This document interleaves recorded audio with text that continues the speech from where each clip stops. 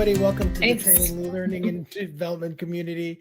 Thanks for joining us today. Let's see. We've got a couple people. Looks like people are starting to pop into the guest area. I can see that Chantel is in there and Franco's registered, and I'm sure more and more people will start to come in. And so let me start out by saying, one, we haven't done a member showcase episode in a while. I think that as far as TLDC and everything is concerned, we've been kind of in the background, really working on some of the events that we've got going, like, next week's event on gamification and games and just other things. But now I'm really, really interested in getting back into having kind of our weekly introduction to one another. And so Amanda, thank you so much for doing this one. So let's just start it out. Amanda, why don't you tell us a little bit about yourself before I jump into the questions. Sure. Would love to hear about your work with Travel Edge and your learning specialist. What else can you say about that? Yeah, so this is the second industry I've worked in a learning and development position. So formerly I was in the construction industry and just recently transitioned into travel. So they're two very different industries. Of course, a lot of the skills still transfer over, but I've really enjoyed the work that I've been doing there. And there's just sort of new things that I get to experience and try out. It's a different kind of organizational structure. So that's kind of the extent of what I've been doing in learning and development. But if we're thinking about before that, I also have some interesting experience from other fields that I feel I can kind of bring into what I do in learning and development. So right. So Travel Edge right now, can you talk a little bit about that? I'm really curious Sure. as to what exactly Travel Edge is. I didn't look. I was like, I want to be surprised. So what is Travel Edge? Yeah, it's really interesting. It's what's called a host agency for travel advisors or travel agents. So we have a proprietary software that we developed in-house for booking travel. But basically what it is we have travel agents that join our host agency, and then we provide them with some of the services of a larger like a larger agency that they might not be able to have themselves. So like it would be very expensive to kind of have your own booking software, your own sort of like webinars or connections that we can bring being a larger organization. So that's what my company does that I work for. So who exactly are you training? Are you training the people that are using the software, the platform that you provide, or who exactly is your audience or your learner? So my audience is our travel advisors. So for the most part, we do some internal training as well, but for the most part, it is those independent consultants that we create different programs for and provide training for. Nice. So give me an example of something that you're like working on right now. So right now I'm working on developing a new program. We've got a new program. It hasn't launched yet, so I'm not going to go into any specifics. I don't want to say too much about that before we launch, but basically it's a brand new program. I'm building the training from the ground up. And going through kind of the whole process of development. So a little bit of analysis, a lot of building in Articulate, Okay. and also setting up the LMS. I do the LMS management, so kind of setting up the system and how our users are going to flow through the LMS. And then we're just getting right now to actually kind of doing a soft launch and seeing how it works. Wow. So is it like something that Travel Edge developed internally, or are you using a platform that's already out there, or is it something just kind of, developed with internally? Yeah, I mean the material and everything is developed internally, so it's a program that that we put together and designed internally. Nice. Yeah. Is there anything in particular that you really like about what you're doing right now? Yeah, I really like the fact that it's actually it's been a fairly robust review system that I've gone through. So it's been a few months of kind of just like developing material, reviewing it, changing it, which I find is actually really great because it helps you improve. And I've worked in contexts where, you know, you kind of just make it and you put it out there and you don't get a whole lot of feedback as to what works, what doesn't, what could change. So I really like that because it helps me develop. But I like that I've been able to be involved in a lot of different steps in the whole development process, which has been really interesting. And then getting different people's perspectives on the material we've produced is has been really great. That's really interesting. Is there, can you, so you're doing a lot of testing right now, right? Right now, yeah, right now we are. I just kind of came off, excuse me, just kind of came off the whole sort of creation phase Yeah. where I was making the content and putting the content in, and then now we're into the testing phase. So that's also been really interesting too, because I've had to spend a lot of time kind of programming the LMS to do what we need it to do. Yeah. Um, You know, and yeah. we never talk about that, or at least I never hear anyone talk about that. But that whole testing phase is Mhm. so critical, It right? is, Well, yeah. what's it like? What are you guys doing as far as testing is concerned? So I've actually spent a good chunk of my day doing it today. So this is a good relevant discussion here. But so I had to figure out what the best way to group our users would be, and then from there, how to automate course assignment, how to unlock certain material after they'd completed the mandatory material, and then making sure that, you know, the right people are seeing the right homepage, the right courses, the right sequence of courses. So that was something that I sort of figured out a few weeks ago, and now I've been building it for different groups within the organization. So yeah, it's been interesting. So very different from like the content development part. Very different. Yeah, it's really more of a sort of automation process kind of mindset that you have to get into, as opposed to the creative elements of designing the content. Right. And okay. And so before you got into the travel industry, was it construction or what was it? Yes, Yeah. I was in construction, and the projects that I was working on there were more to do with rolling out like new softwares that we were going to be using. So kind of doing the internal training part of teaching people how to use these new tools that we were introducing. So it's definitely a different type of project than what I was doing. Interesting. And is there like what kind of tools were you using? I'm just curious. Like, is there any particular platforms that you can mention? Do you mean like learning and development platforms Yeah. or like this? Yeah. Oh, okay. So before I was using Litmos, which is a pretty big and well developed platform. And now the one I'm working with is Docebo. So uh, Ah. there there's a lot of similarities, honestly. Yeah, I think I can't Yeah. remember. You know, Kitsal, who's in the audience right now, would probably know. I can't remember if he is. Mm. I know that it's either Litmos or Docebo that he uses. But yeah, yeah, I've heard that they have some similarities there, and I can't recall. I Mhm. remember when they were both coming up. Yeah. They were probably just like taking a lot from one another as they were building things out.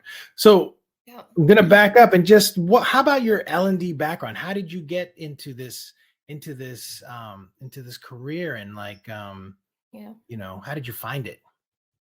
Yeah, that's really interesting because I'm sure a lot of people can relate that you often don't set out to do learning and development. You sort of start building kind of adjacent skills and then end up, you know, coming into learning and development. Mhm. So I suppose a similar story there. I actually so I decided that I wanted to go into education a few years ago, and I had worked in some school settings, and then I went to do my master's. So I did my master's in educational leadership and policy at U of T, University of Toronto, and then From there, I had already been working in a company while I was doing my degree, and we had a lot of changes going on there. And the one of the partners decided they wanted to kind of develop the learning and development side of the organization.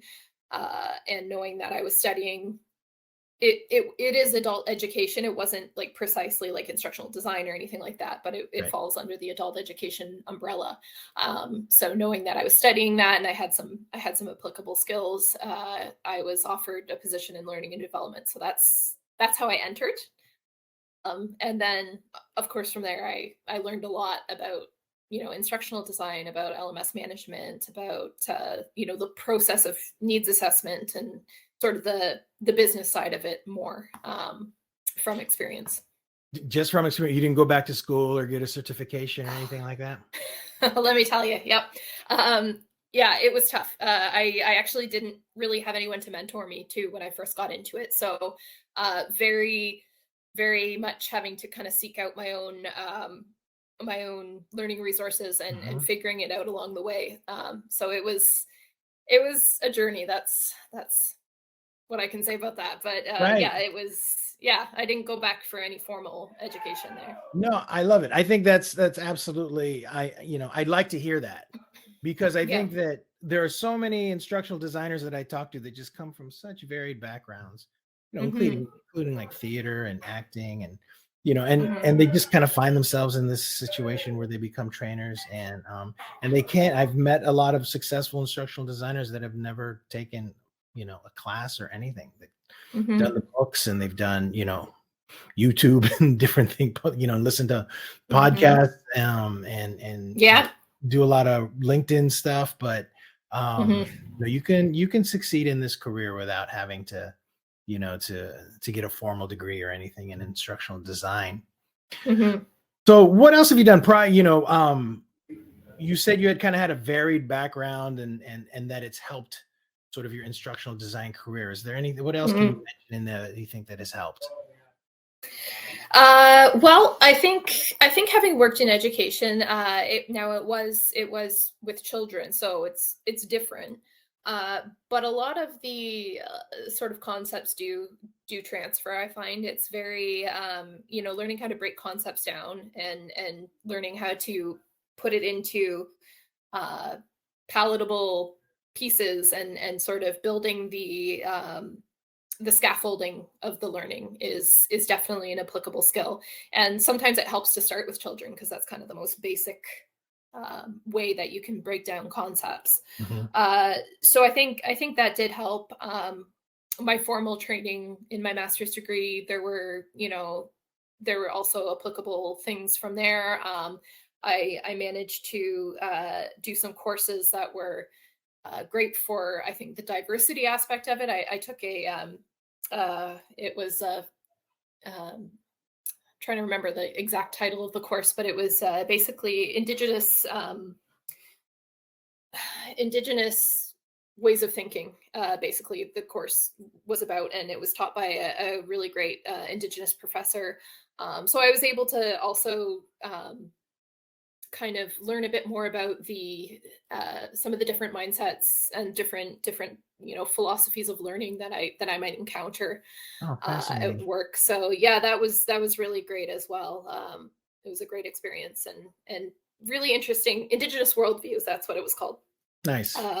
Yeah, and it was definitely different from the other courses that I was taking. So you could really kind of start to see how a different way of thinking about the world. So it was great. Nice.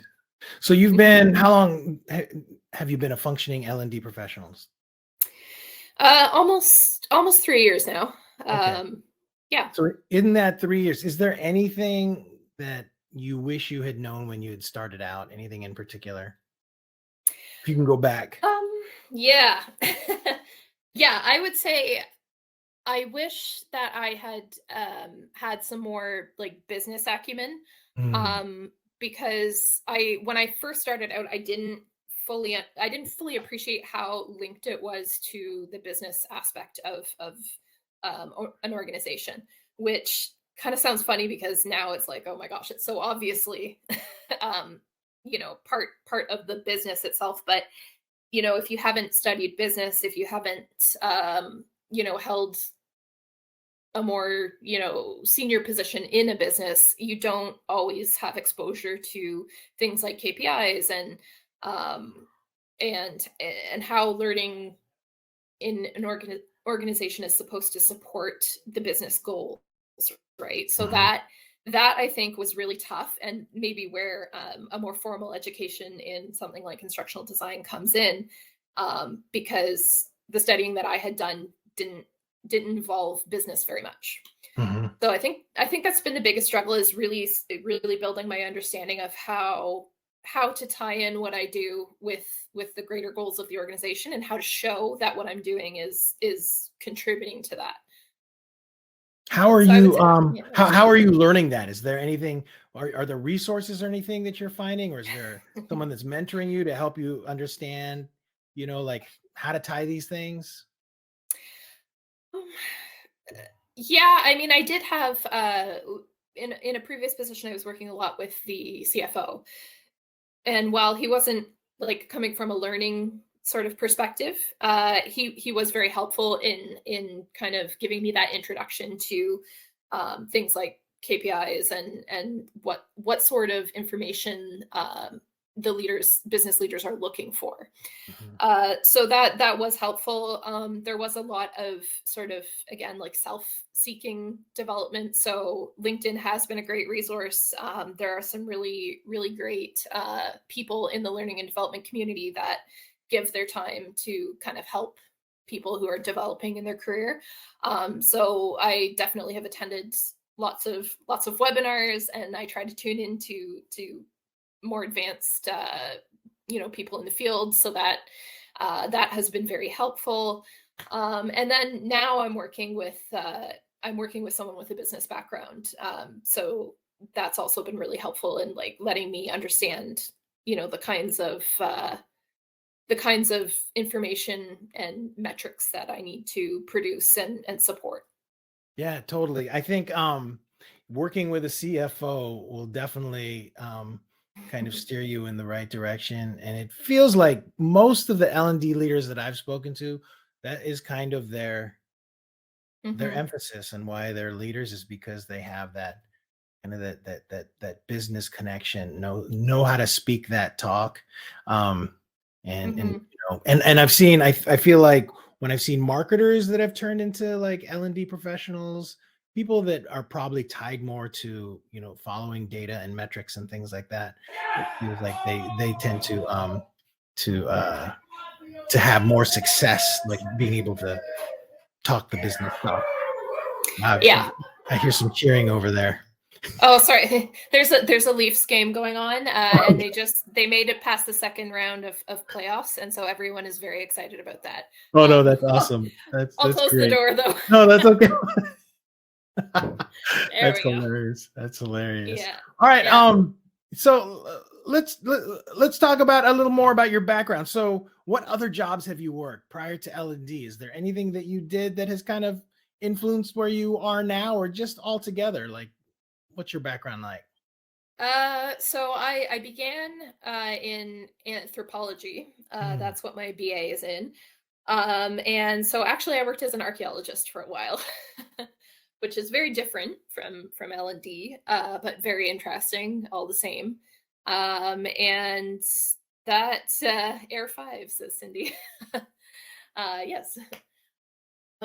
So yeah, it was very interesting, and I would say, didn't so much contribute to what I'm doing now, but it definitely gave me some interesting experiences, and also, I mean, it's mostly academia, but it does it is there is a lot of learning involved, and the reason that we do archaeology has a lot to do with teaching about different cultures and history and the past, and really kind of looking at it in a more analytical and scientific way. Yeah. So I guess in that sense it kind of fits in with my desire to kind of switch into education. because I was looking for something that was a little more. I really like the analytical aspect of training and development and education. So Oh, that's awesome. Well, yeah. Cindy just threw this question in. How do you measure the results of the training that you're creating? That is a very good question, Cindy. It's hard because there's often not a very black and white relationship between what we do in training and the outcomes. There sometimes there are if it's sort of a very tangible thing that we're trying to teach, but I think it's just key to really pay attention to like knowing your objectives before you develop the training and knowing what you're trying to affect, and then sort of very very much paying attention to what the indicators of that are.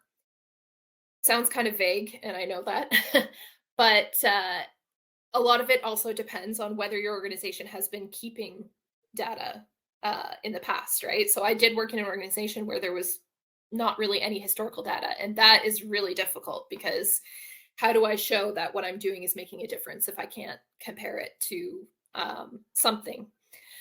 So I would say the best, as a learning and development professional, the best place to start is to know your objectives and to know what you're trying to do before you give the training, before you develop the training even, because having that direction is going to help you know what to look for. And then obviously if you have the historical data, that is great, compare it to that, and that helps sort of paint that picture. Right.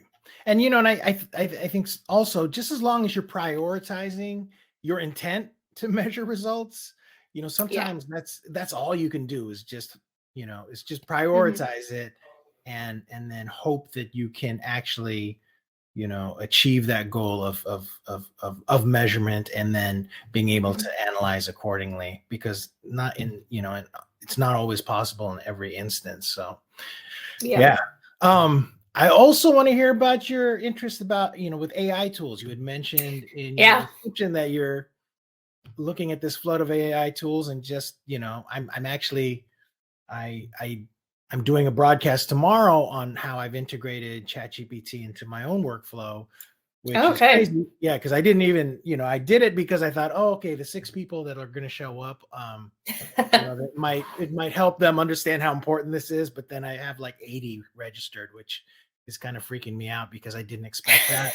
But so tell me a little bit about this flood of AI tools that you're seeing.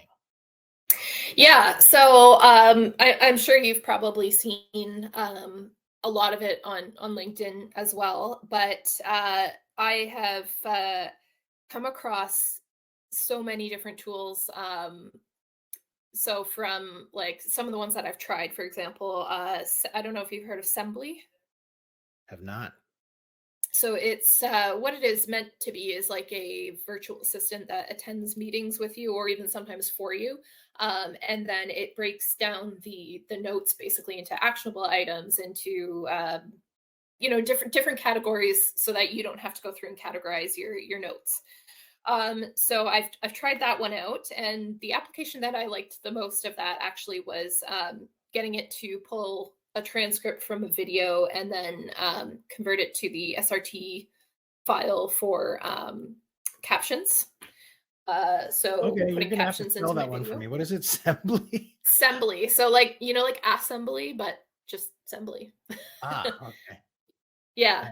I'm gonna look that up. Sembly. So that one I really liked using. I also tried out one called Super Creator, which is it's meant to create those quick sort of short form videos that you see on Instagram or TikTok, like the stories. Okay. But I feel like it probably has some applications for micro learning, and it might make that easier. So that's another one that I've started trying out. And then of course ChatGPT. ChatGPT is fabulous.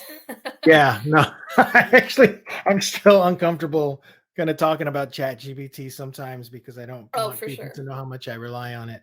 But at the same time, I don't. Like I do, but I don't. But Yeah. it the implications of it consistently um blow my mind. I have to like just step away from my desk and like go outside and think for a second Yeah. about how much this is going to Yeah. change the world. Um, Mhm. that's great. So, with Super Creator, have you successfully been able to use it for a project, or is it you've just been testing it out?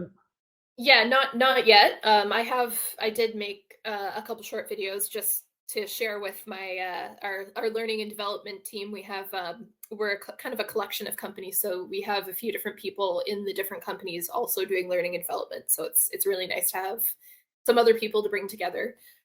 So really, at this point, I've just kind of shared with them, and we're kind of trying to get an idea of whether or not it would be useful. But I I don't know. I like the concept. I'm yet to figure out if it can work for things like microlearning, um, and a format that you would see in a professional setting. But it's definitely got potential. Nice. So, is there an AI Mhm. tool that you wish existed that you don't currently know of? This is a kind of a tough question, but I just thought about it and I'm like, oh, I'd love to hear Yeah. that. If there's something that you wish you had that you don't, that maybe somebody hopefully will build one day. I know for me, it's like I just wish that I wish I could find an AI tool and it probably exists and I just don't know about it that could take Hmm. some of the long form videos we have, like for instance, this broadcast and be able Hmm. um to use AI to edit and just Mm, output like the interesting moments into in one say 2 minute yeah. video. Yeah, I don't know of anything that could do that full cycle. It may be out there. But I do know like tools like Assembly are pretty good at like kind of pulling out important moments and at least kind of making it easier for you to break up the video rather than having to kind of listen to the whole thing again and Mhm. then go back and cut it, and you know how time consuming it is. Yep. For me, I think I'd like a more user-friendly AI for data processing, because that's such a time-consuming task when you have, for example, you want to look at support tickets to see what kind of issues are coming up the most and decide, okay, is there a training solution for this? You can have thousands and thousands of entries, and I have yet to work with a system that's like made it really easy to kind of boom categorize them, go through them, give you those insights. I know there are tools like Power BI, but that's not, I wouldn't call it user friendly really. Like you still have to really learn um how to give it the input that it needs.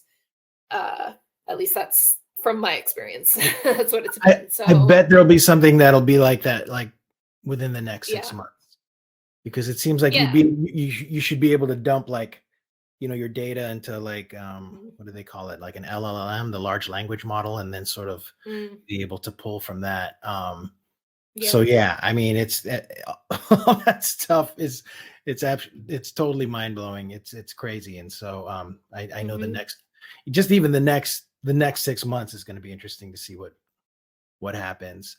All right, Yeah, so last question, and thank you so much for doing this. If you of course. weren't an L&D professional, what do you think you'd be? What would you Oh do man. instead?